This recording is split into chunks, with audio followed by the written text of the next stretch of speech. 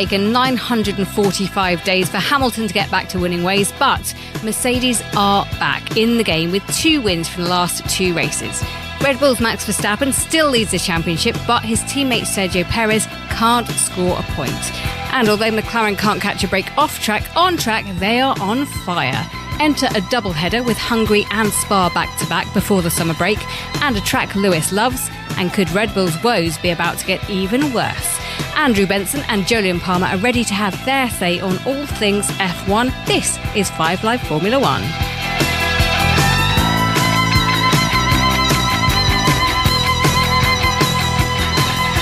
So we'll hear from Lewis Hamilton and Charles Leclerc on this show. But before that, Andrew Benson, you're in Hungary. It's beautifully sunny, but it hasn't been, has it? For the last 24 hours, it's been a bit higgledy-pickledy.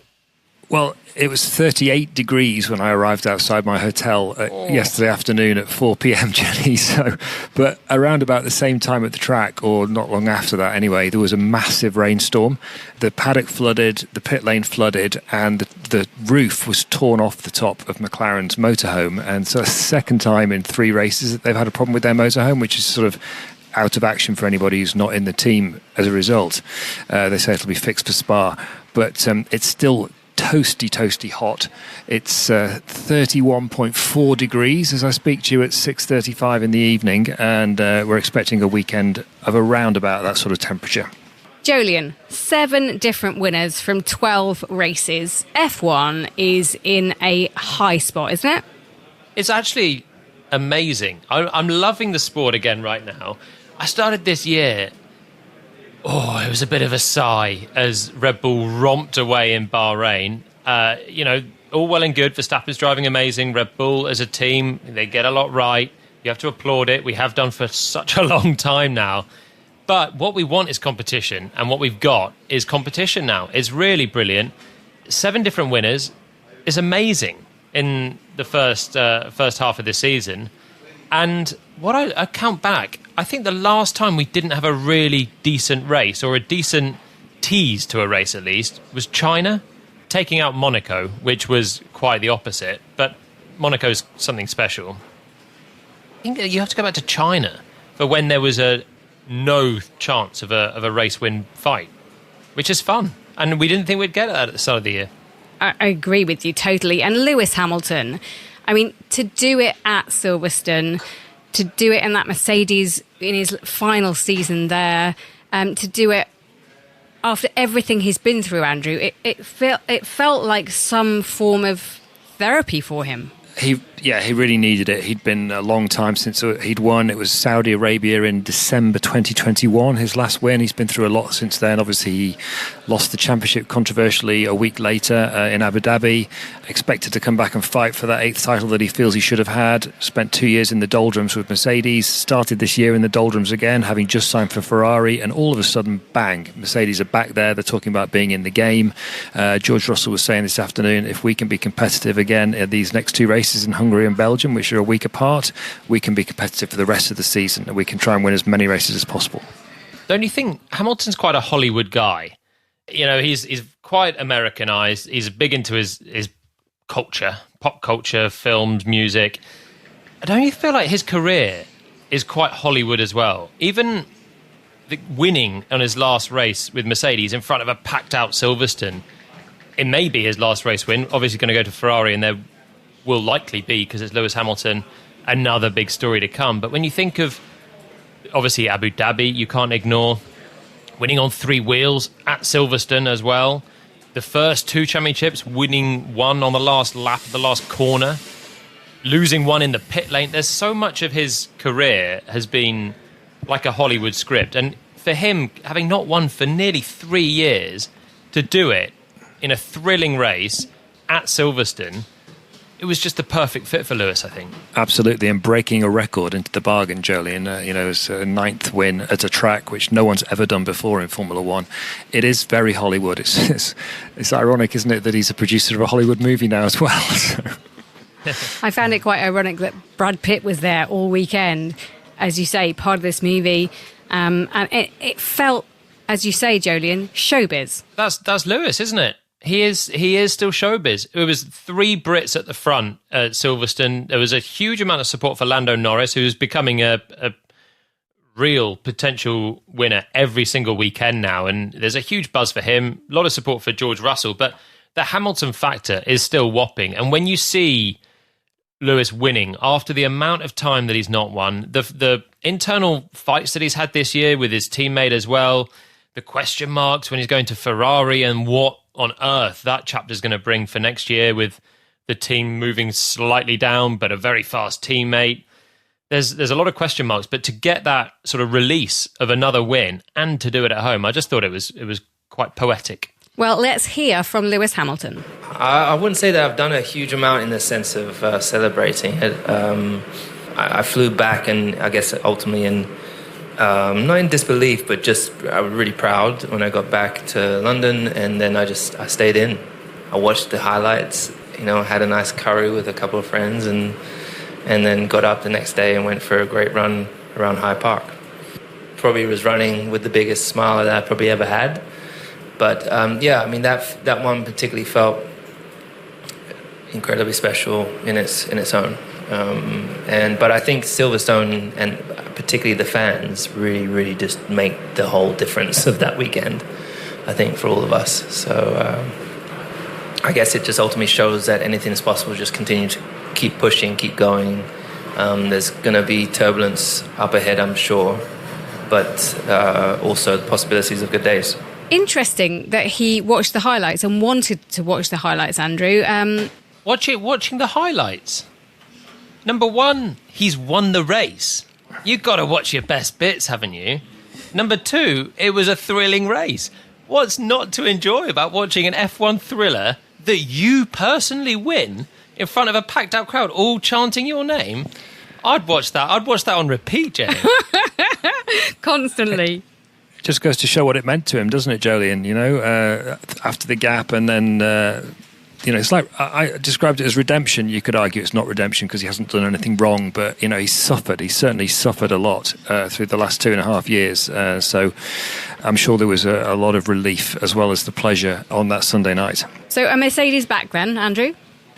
Well, it looks like it. As I was saying before, George Russell expects if they can be competitive at these next 2 races, they can be competitive for the rest of the season. They've won 2 of the last 4. They've been on pole at 2 of the last 4. Okay, one of those wins was a bit lucky after Norris and Verstappen collided, but arguably they should have won in Canada. Lando Norris was saying again today that Mercedes basically threw that race away.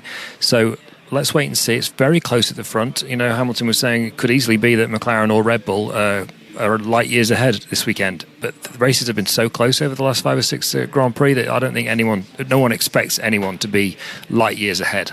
I think Mercedes are favourites coming into this weekend, aren't they? They've had pole here for the last 2 seasons in cars that are way inferior to what they've currently got. They tend to go well on this circuit anyway. Hamilton was pole here last year. It was his last pole position.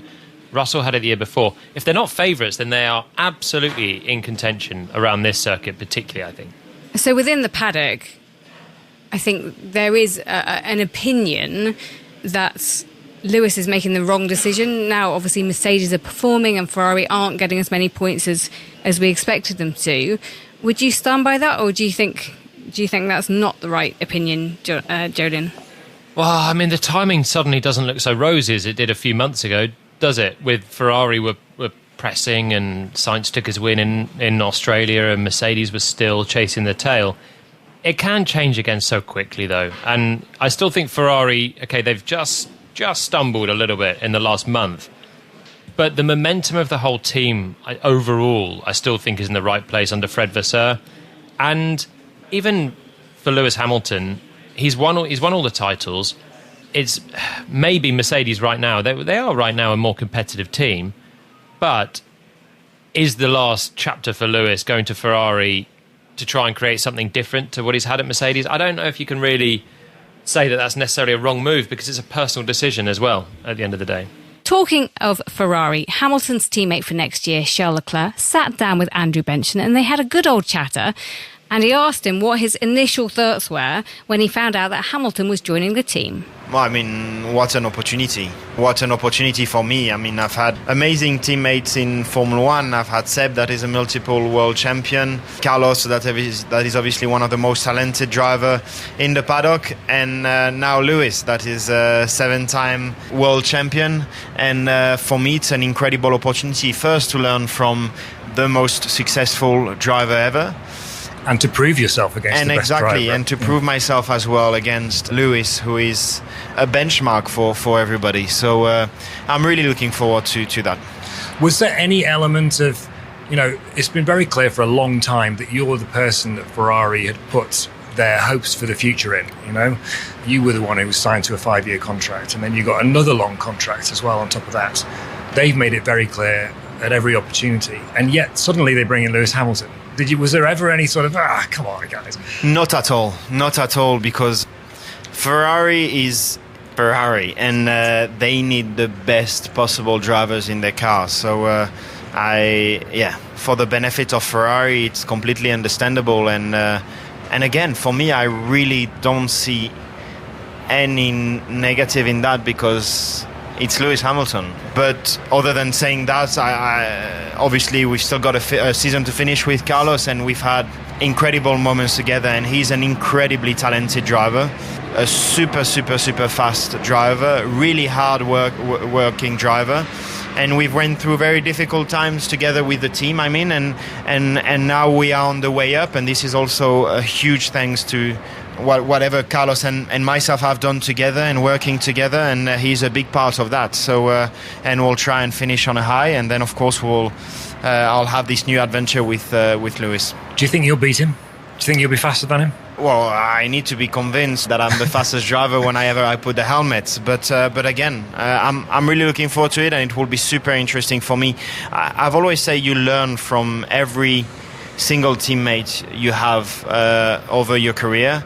And whenever I have Lewis Hamilton as a teammate, to be honest, when I look at the way he drives, because we always look at each other and data, and you don't really see any weaknesses. And I think that's where Lewis is incredible, is that he's only got strengths. And I'm just really looking forward to see how he works with his engineers, the feedback, and all of these kind of things to learn and to become better. So, Andrew, how was he? How was he in that interview? It was just it's always really interesting to sit and talk with him because of those characteristics that he has. And I don't know about you two, but I can't wait to see Leclerc against Hamilton at Ferrari next year, because, that is a super strong driver lineup, and I wouldn't want to put money on who's going to come out on top. It'll be a fascinating test of both drivers, won't it? Because I think George Russell's underrated by the F1 community. Even though he's, a race winner, we can all see how good he is. I don't know if he's getting the credit he deserves for being actually faster than Lewis Hamilton this year. But it'll be interesting for, obviously Russell will have a new teammate as well for next year, but to then put Hamilton against someone that we've been saying for years may be the fastest driver over one lap, you get more of a feel for, how good is Russell in all of this as well. Has Hamilton still got it? And where does Leclerc stack up? Because yes, overall he's faster than Carlos Sainz. Where's Sainz going to stack up as well? But pitching two of the best drivers in the field together, I really just hope that Ferrari give them a car that they warrant with their talent. I think when I've spoken to people at Ferrari, they're really excited by it as well. They're excited by this resurgent Ferrari. I just wonder if that's the case anymore, if they still feel like there's momentum. Andrew, do you feel there's momentum with Ferrari still? So look, they've made a lot of progress since the beginning of last year. They were in a pretty terrible place at the start of last year. Fred Vasseur took charge then, and he stabilised the team. Let's not forget that in the sort of final few races of last year, they out-qualified Red Bull more than the other way around. They started this year as Red Bull's closest challengers. They've taken 2 wins this year, same as Mercedes now, but they were the first team to do that. And that win in Monaco was an outstanding performance by Leclerc in qualifying, as usual, around that track for him. It is true that they've stumbled a little bit, as Jolien put it. They've put a new floor on the car in Spain a couple of races ago, and it's led to what they call bouncing, which is this aerodynamic phenomenon that a lot of the teams were struggling with a couple of years ago. They've tweaked the floor again for this weekend, and they're optimistic that they've fixed it. But and both the drivers today were saying that they don't see any reason why they can't get back to where they were as the season progresses. We'll have to see. It is a bit concerning, but they're saying the right things. They're saying the numbers are adding up, and the data's telling them the right things. So let's see. And this track should suit them more as well, because that bouncing happens on high-speed corners particularly. That's where it's affecting them in terms of the lap time. There's not so many high-speed corners in Hungary. It's more a low-speed, low-speed, medium-speed track.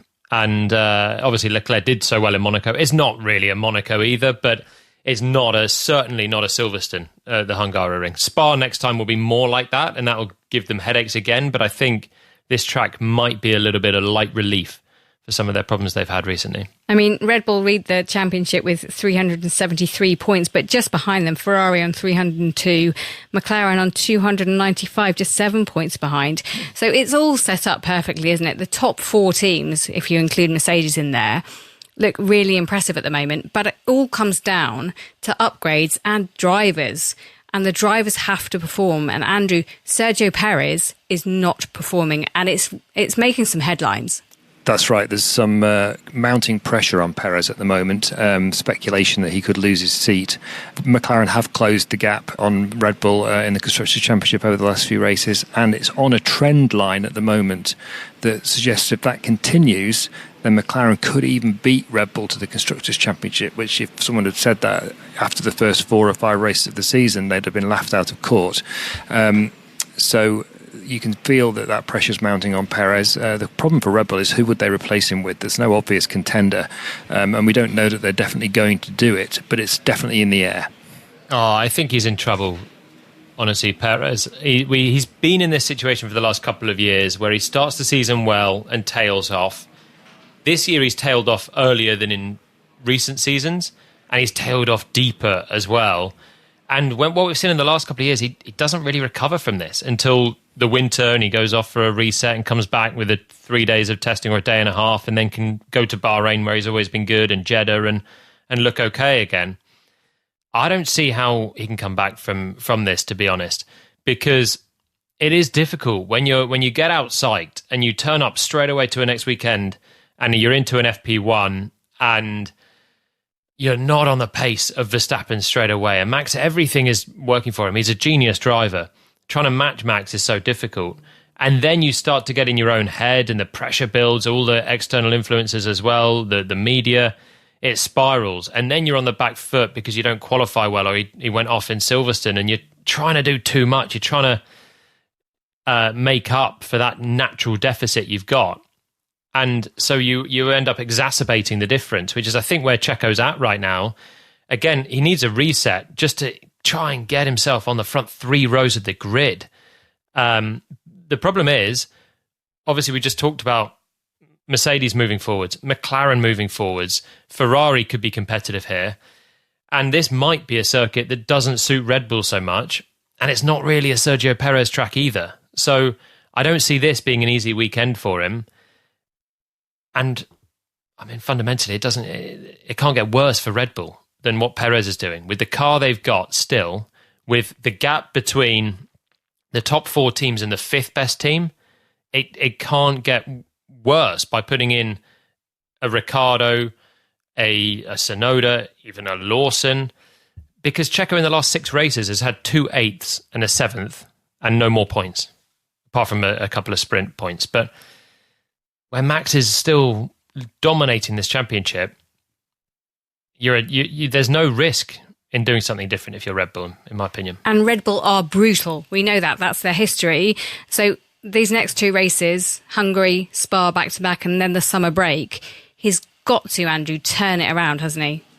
Well, we don't know, Jenny, honestly, because they're in a very difficult position. The options are within the pool. You've got Yuki Tsunoda, Daniel Ricciardo, and Liam Lawson. That's all the drivers the 2 drivers at RB, their junior team, and their reserve driver. Lawson tested the car at Silverstone last week in the same way that Ricciardo did last year when he was then promoted instead of Nick de Vries into that second team. But none of those is an obvious choice. It's clear that Red Bull don't really rate Tsunoda.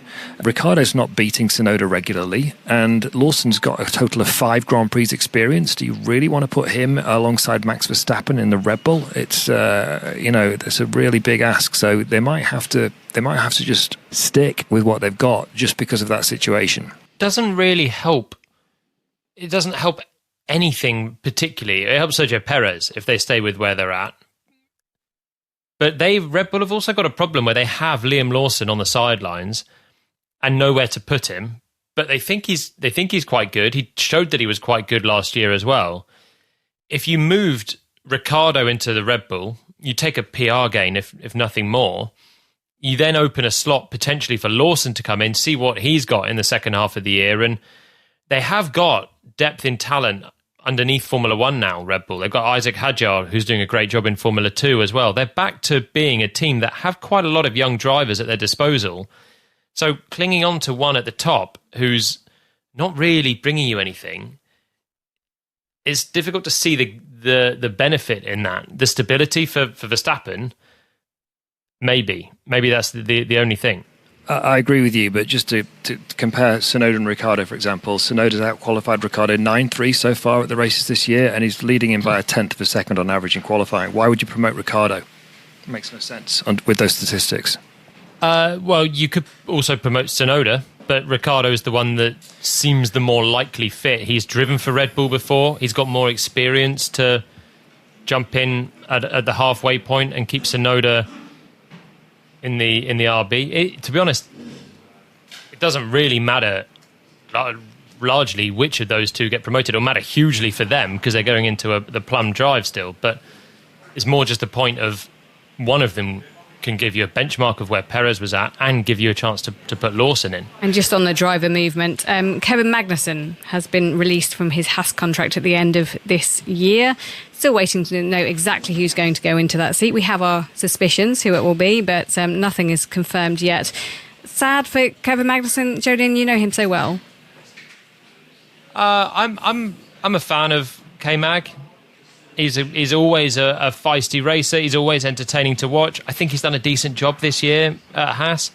I think Hülkenberg is out and out one of the fastest drivers in the field, and I think he's probably in the underrated category as well. I think it's a tough benchmark. It was an impossible benchmark for me back in the day. I think it's tough for a lot of drivers to go up against Hülkenberg, and I think Magnussen still showed that he's got some good talent. He may wash up somewhere else, but it looks like it's slipping away for him. Well, Jolien, before we wrap up, McLaren, as Andrew pointed out, might not be having any success off track, but on track, they're doing well. And Lando, okay, he didn't get that win at Silverstone, and maybe it was there for him. He should have won at Silverstone. He really should have won. It was quite a significant error, I think, from McLaren to not win that race with one of their drivers. And I think that's the question mark. The team generally are doing a really good job. They have a fast car across loads of different conditions. I think they've got 2 extremely talented drivers. Norris has won a race. Piastri will win, probably this year. And it's just a case of maximising everything at their disposal. And the strategy right now for McLaren is the big question mark, because they lost Silverstone 100% on strategy. They were completely beaten by Mercedes on communication and the timing of the pit stop. Red Bull was stronger as well for Verstappen to get Max ahead of Lando on a race where Verstappen's pace was nowhere near for 40 of the 50 laps. And the same with Canada. They had a chance if they were better. So that's the big thing to work on for McLaren. But by and large, the drivers, the pace of the car, the operations generally, apart from the strategy, not bad. And we heard from Lewis Hamilton earlier on the show, but Andrew, he's been speaking today about Ralf Schumacher. Yes, so Ralf Schumacher, Michael Schumacher's brother, obviously, he came out in a social media post at the weekend, and it's been quite a talking point, as you can imagine, today at the Hungaroring. Hamilton was asked what it said about Formula One, that it took Ralph so long to say this publicly, because it's not like it's been a secret within the sport. People knew when he was racing between 1997 and 2007. Hamilton said it clearly shows he's not felt comfortable being able to say it in the past. It's definitely not a new thing, but it shows that we're in a time finally when we can take that step and don't have to fear. Even him taking that step sends such a positive message, Hamilton said, and it liberates others to be able to do the same. We need more and more people to be free to do that. And he made it clear he felt Formula One still had quite a lot to do in terms of diversity on a number of different levels, particularly disability access, which was another area that he highlighted. And you can read more about that on the BBC Sport website. Now, we don't normally do predictions, but F1 is back in a big way since 2021, so predictions are back in a big way. No pressure. Andrew? Oh, this weekend it's so difficult, Jenny. It really is. On paper, you'd have thought this would be a Red Bull circuit in the last couple of years, but now McLaren, basically, as Norris has said this weekend already, they've been the most consistent team over the last few races in terms of performance. Although he did say they've not had one dominant weekend, which is true, and other teams have. Verstappen's still performing at a very high, consistent level. Mercedes looked super strong at Silverstone and could also have won in Canada. I think you could pick any one of those 5 drivers, Norris, Piastri at McLaren, Verstappen at Red Bull, Hamilton and Russell at Mercedes, and you know, pick any one of them, Jenny, and you could have them as your favourite. No, that's what I'm asking you to do, though, Andrew. Pick one of them. That's my answer. I can't pick one. It's just so close. So bad. Jolyon, help us out. I mean, I've already said that I think Mercedes could be favourites for this weekend. The only thing that I will mitigate that with, having thought about it for a long 15 minutes since I said that statement, is when it's 38 degrees, as Andrew said at the start, then they're not so great in the hot temperatures. But I'm still going to say Mercedes around this track are going to be tough to beat. And I think Hamilton might back-to-back it, like London buses. Love it. OK, well, you can hear it all here on 5 Live from 3 p.m. on Sunday via the BBC Sport website or via your smart speaker. Just ask it to play the Hungarian Grand Prix on BBC Sounds. We're back tomorrow for the 2 practice sessions. Can Mercedes complete the hat-trick, or will Max Verstappen win his first race in a month? I can't believe I'm actually saying that. All will be revealed on Sunday. This has been an IMG production for BBC Radio 5 Live.